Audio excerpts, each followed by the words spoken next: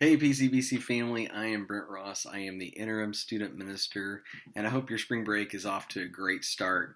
These are truly interesting times that we're living in. If you're like me, your kids are probably coming to you and they're asking you questions and have concerns about the recent development in our nation regarding the coronavirus. And we always want to be a comfort and provide information and to our kids and alleviate them of their fears and concerns. But the reality is even as parents, we don't have all the answers. And like our kids, we too are searching for direction and comfort in the midst of the storm. I'm reminded of a passage in Matthew chapter 14, verses 28 through 33.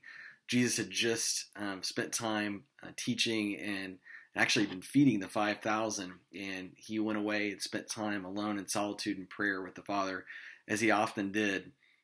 And the Bible tells us that the disciples were in a boat quite a distance from the land, and during the middle of the night, the disciples were frightened. They saw somebody walking to them on the water, coming towards them on the sea.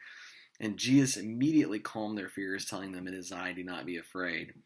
Peter, as always, wanting to be bold, climbed out of the boat and began to walk towards Jesus. And at first, all was well with Peter because his eyes were on the Lord.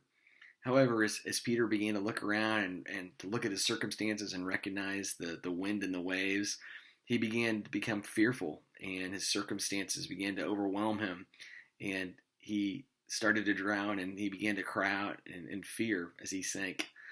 He cried to the Lord to save him, and Jesus immediately took his hand and asked Peter, "Why did you doubt?"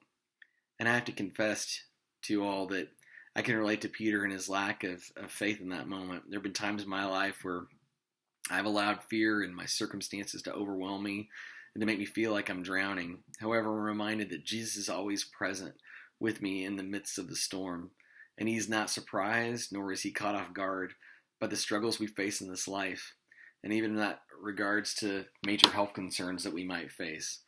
It's in these moments that I believe that God is calling us to seek him wholeheartedly and bring our cares and concerns to him.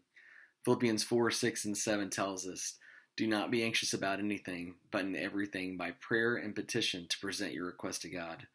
And the peace of God, which transcends all understanding, will guard your hearts and minds in Christ Jesus." It's in these moments that God reminds us to take our eyes off of our problems and the things that are causing us anxiety, to focus our hearts solely on him. In fact, Psalm 50:15 states to call upon me in the day of trouble, and I will deliver you, and you shall glorify me.